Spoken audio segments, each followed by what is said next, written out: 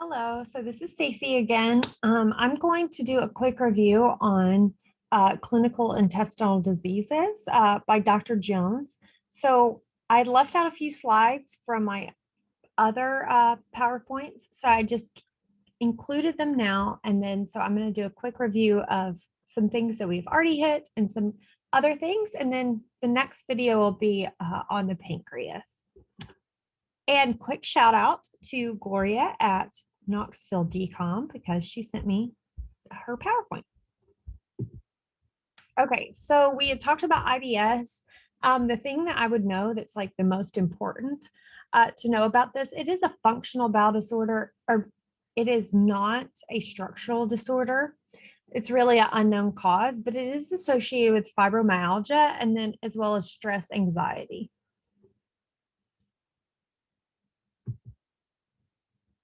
Celiac disease, it has that immune reaction to the alpha gliadin peptide, which is produced by intestinal digestion of gluten. So if you take gluten out of the diet, it fixes it. There's two mechanisms of damage. Know that it interacts with HLA-DQ2 or HLA-DQ8. So my crazy way of remembering it was that kids ages 2 to 8 love to go to the Dairy Queen, but they ate a big hamburger, had gluten in it, and got diarrhea. They may also end up with this dermatitis herpetiformis. So it is not herpes. It just looks like herpes. And that's why it's called that, because it has that blistering skin lesion, like thinking back to derm. And if we take a biopsy of it, it has that anti-gliadin IgA. And remember that if you see this rash, it is related to celiac disease. It's also associated with other autoimmune disorders such as type 1 diabetes, Sjogren's, or other autoimmune liver and thyroid diseases. Okay, carcinoid tumors. Know that this is one of the neuroendocrine tumors. I would know that they've got this elevated 5 HIAA. It secretes serotonin. If we have a metastasis to the liver, and only if, then we can get this carcinoid syndrome. So know the toxidrome of carcinoid syndrome. So it's flushing, watery diarrhea, tachycardia, changes in blood pressure, and bronchospasm. Know that niacin deficiency can also cause this carcinoid syndrome. And remember, it has that pellagra, scaly rash, isolated right heart involvement as well. Our treatment is going to be like somatostatin or octreotide. Oh, and also know real quick that it can affect the ileum as well, like these neuroendocrine tumors. Okay, ZES, Zollinger-Ellison syndrome. So think back to endocrine, and this ZES is the excess secretion of gastrin secondary to this tumor.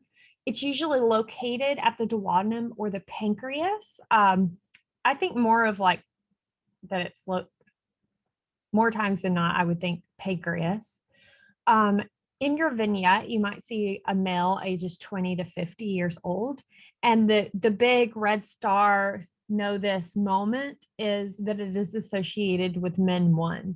So if you hear let's say a 30-year-old male that has terrible peptic ulcer disease, he takes the PPI, it doesn't get rid of it. He still has really bad acid reflux. Start thinking ZES. And it may ask you, okay, what is this marker? What is this related with? What syndrome? And it's MEN1.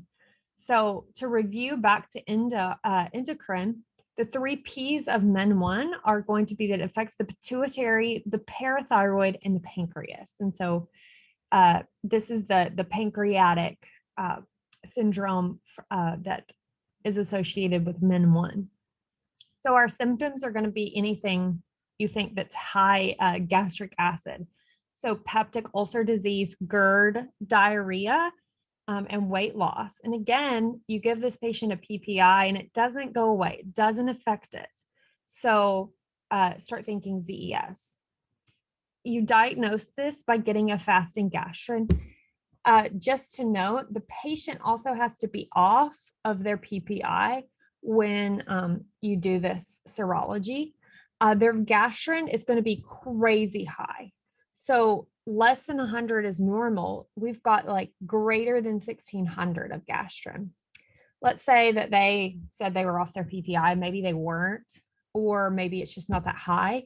If their gastrin is greater than 250, but it's less than 1600, let's say it's like 800, then you would order a secretin stem test to see if maybe this is ZES. And treatment is get rid of the tumor and you get rid of your problem.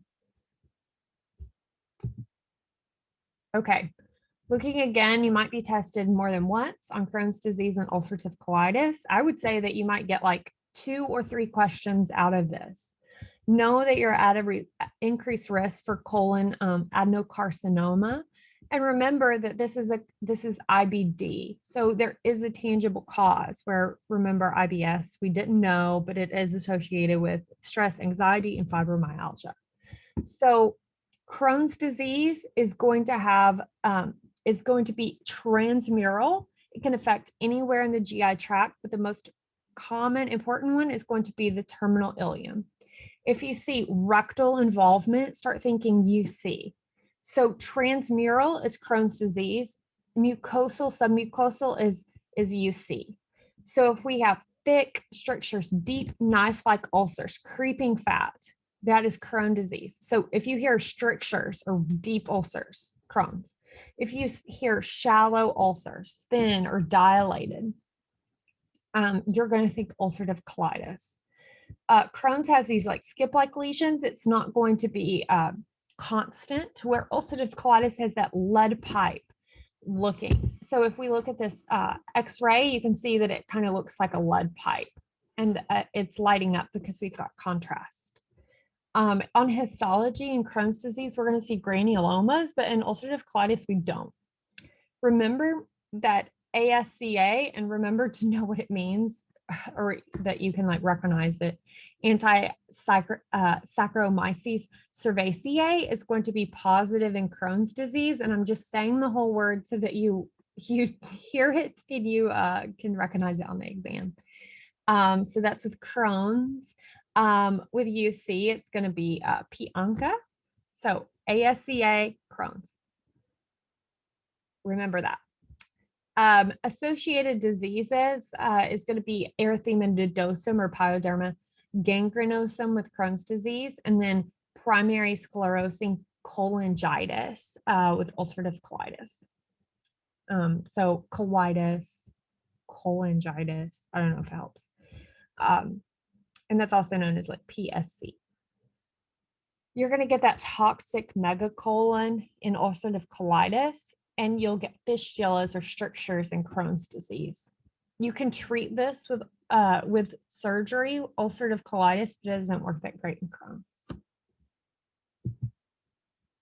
Okay, so Meckel's diverticulum, remember it has that rule of twos, 2% of the population, 2 inches of length, 2 feet proximal from the ileocecal valve, and 2 types of tissue, pancreas and gastric tissue.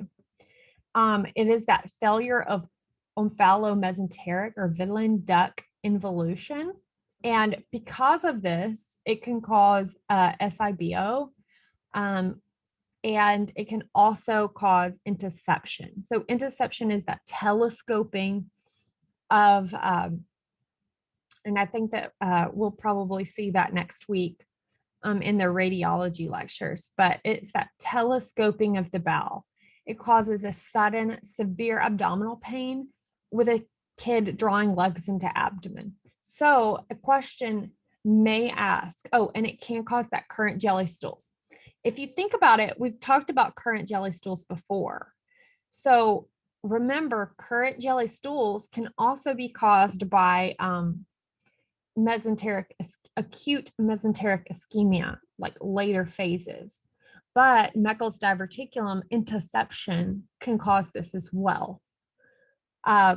So basically, it's current jelly stools are going to be like bright red blood in the stool. So know that if you hear current jelly stools, there could be more than one cause. A practice question or a question on exam might say something about a 2-year-old because that's usually the age around 2. That's part of our rule of 2s that I didn't write down. But a 2-year-old starts grunting and holding his abdomen and pulling his knees toward his chest. What condition could this have been caused by? Or what condition could what could his diagnosis be associated with? And so intussusception is his diagnosis. Meckel's diverticulum is what it could be associated with. So just know that, like, if it's giving you this intussusception sounding answer, know that it's related to Meckel's. So maybe he had Meckel's and it caused a pulling point to cause intussusception. So in kids, intussusception number 1 is going to be caused by Meckel's diverticulum. That's the most common.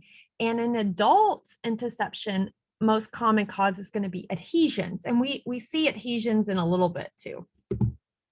So small bowel obstruction, here's where we see adhesions again. So small bowel obstruction is an intraluminal obstruction. So it's inside the bowel. The symptoms or signs are going to be that colicky abdominal pain, gas, bowel movements that are going to be slower to obstipation. So kind of that like slow bowel movements, almost constipation, borborygmi, which is that like growling, rumbling noise, to absent bowel sounds. It might progress that farther, and as well as nausea, vomiting. So if you see a patient that comes in and they've got nausea, vomiting, abdominal pain, and they can't poop, you're going to listen to their bowel sounds. Let's say you hear this like tinkling noise. That is like a sure sign that you have got a small bowel obstruction. Or you hear no bowel sounds. So what do we do? So first, we're going to take a picture, an upright X-ray, a KUB. So what in the world does KUB stand for? KUB is kidneys, ureter, bladder. So basically, it's this picture that we've got in the picture that it is pretty much like the lower lungs down. We got a little bit of the iliac crest. So we've got our upper and lower abdomen. And you're going to be looking for these air fluid levels. So what's the air fluid level? Well, it's this that's shown in the picture that all these arrows are going to. You can see how like we've got pretty bowel, some hostra, and then all of a sudden we have this line. Like straight lines like that don't really happen in the body. So this is a problem. Obviously, we've got something backing up. So we look for that. And then we get a CT scan with per oral contrast, and we see if we find an obstruction and where it's located. If we have a complete obstruction, we go straight to the operating room. If we have an incomplete obstruction, let's try some conservative measures. So you would put an NG tube, so nasogastric tube. It's going to be put on suction, and it's going to decompress their stomach and their bowel. You're going to wait 3 days. Maybe they get better. Maybe they start like feeling better. They don't have any vomiting anymore. They're able to have a bowel movement possibly. Then you're okay. You're done. If not, and they get worse or like they're not getting any better, then you may have to go to surgery as well.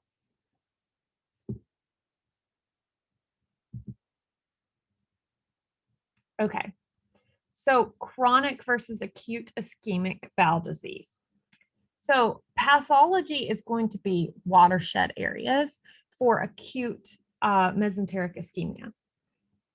It's kind of like a gut attack with chronic mesenteric ischemia. So presentation, and I just included this in a table because I found it confusing when I was a second year. And then I sort of like figured it out and thought, why did I find that so hard? But it's actually pretty easy. It's not that bad. I just didn't get it the first time, but you guys will. So the presentation is going to be like low blood flow or acute SMA occlusion, or possibly IMA occlusion, or like a venous infarct for acute mesenteric ischemia. Chronic mesenteric ischemia, start thinking about like vessel problems, atherosclerosis, vasculopathies, AFib. Maybe they were a smoker, maybe they're diabetic, anything that affects the vessels and could possibly like affect blood flow can cause this. Acute mesenteric ischemia, they've got pain out of proportion and they can progress to that current jelly stools like we had talked about in intussusception. They can result in like hypotension, shock, and even sepsis. Chronic mesenteric ischemia is going to be pain with eating or postprandial pain. So what happens with these patients is that they always have a tummy ache when they eat. So they just stop eating. So if you start seeing anorexia and weight loss, then you think, okay, this could be chronic and mesenteric ischemia. So how do we know we have it? We get an angiogram. So what in the world is an angiogram? They shoot contrast straight into a vessel and then look and see if all of the blood vessels basically light up. They turn white. And if they do, and we see that we're getting good vasculature, then we're done. We know that that's not our problem. But if for some reason we're not getting contrast and we don't see it lighting up everywhere on the screen, looking at like all parts of the bowel, then we know, okay, maybe this is what our issue is, or in colon. And then also colonoscopies can be useful. So treatment wise, we're going to revascularize or resect the bowel so it doesn't get worse. Okay, Hershbrungs disease. Hershbrungs is a failure of the neural crest-derived ganglion cells, part of the Auerbach and Meissner plexuses as they migrate to the distal colon. When you hear Hershbrungs disease, I want you to automatically think Down syndrome. It doesn't mean that every Down syndrome or person with Down syndrome has Hershbrungs. But like for an exam, for boards, think Hershbrung is related to Down syndrome. And every person that has Down or Hershbrung doesn't mean they have Down syndrome, but just know they're very closely related. In the neonatal period, these babies will have a failure to pass meconium, which is basically just this like black tarry stool that is like the first thing that they pass, just first poop, meconium. They're going to have that failure to pass meconium in 48 hours. They're going to have abdominal distension and bilious vomiting. Less severe, which I don't think is going to be as testable, would be like chronic constipation, abdominal distension, and they just don't thrive. But they do pass meconium, they do pass some stool, but they have a lot of constipation. Diagnosis on a rectal biopsy, there'll be no ganglion cells. And the treatment is just going to remove the bad segment, like with other surgical fixes. So this is another thing I sort of struggled with when I was growing up. No, when I was a second year. So I'm going to like draw this. Okay. So let's say we've got this section of colon.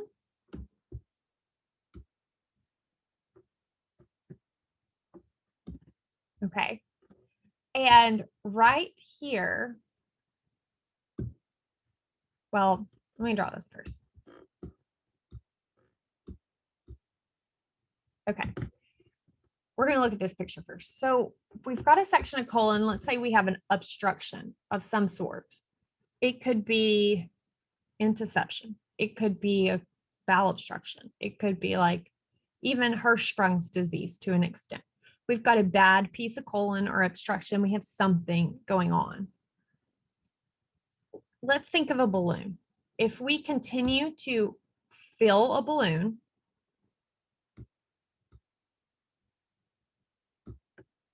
and we keep putting more and more and more in it, but we have but it's not able to go all the way through. It just stops and kind of like loops back. Then it's going to get bigger and bigger and bigger. So the proximal end is going to get bigger and dilate. The distal end is going to stay the same size. And like, we'll just say right here in Hershbrung, this is the 6th segment. Okay. So if we look at this picture down here, here's our proximal ileum, and it's markedly dilated. You can see how it's like really big, but like down here it gets smaller. So here's our terminal ileum. It's still a little dilated, but as we go in to this transitional zone into our proximal colon and distal colon, and here's our rectosigmoid region. See how small it is compared to this huge region? It kind of looks like a balloon, like blowed up, where this kind of looks more spongy and movable. So what happens is we keep filling this section is going to get really big. So as soon as it transitions and starts getting small again, that transitional zone right there is going to be our bad region. This is healthy. It's just kind of blown up. This section is bad. So this is the section that we would remove. And so like this is where the obstruction would be, where it gets like small before it gets back to normal. So in Hershbrung, this would be the section. And if we take a biopsy, there would be no ganglion cells. If we saw obstruction, maybe there's a tumor there. Okay, well, this is why it's not working. So why do we have nausea, vomiting? Well, same thing. If we keep putting something in over and over, it's going to fill up. It has nowhere to go. We can't poop.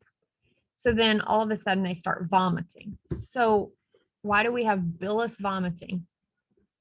So where does bile come from? And that's sort of our next venture, our next lectures.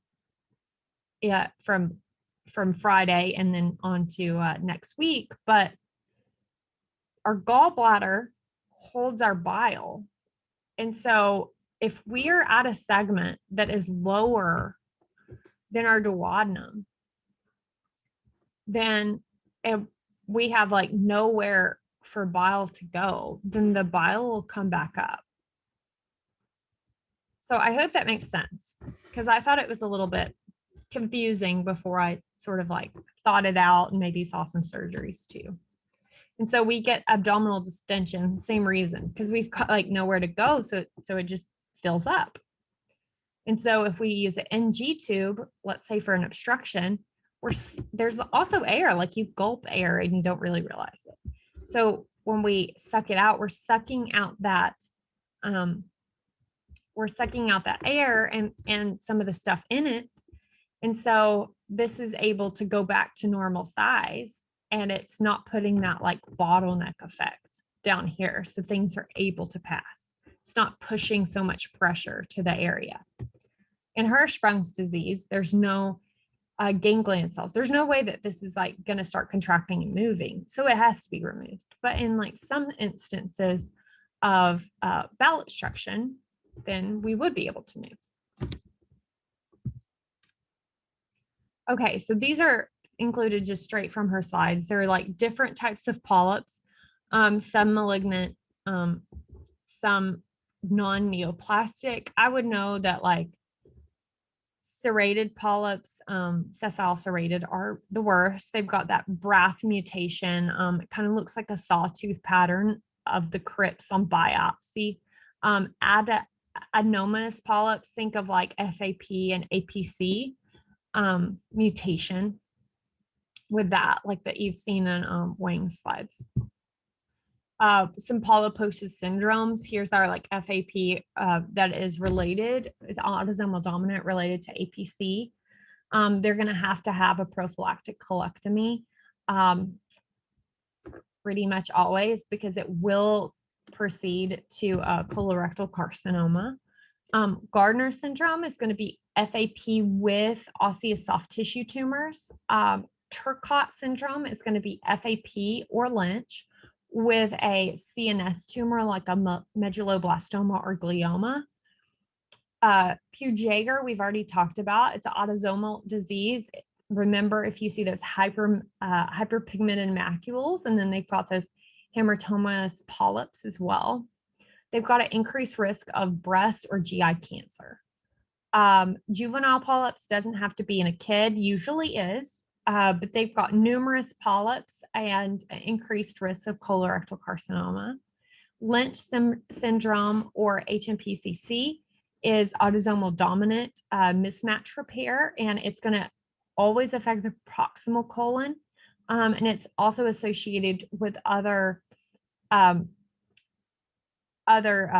cancers. So like look in the family history, let's say sister has endometrial cancer, mom has ovarian cancer and like various skin cancers, then start thinking Lynch syndrome.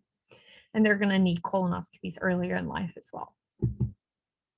Okay, so the next lectures will be on pancreas and biliary tree. So I hope that helped on her lectures.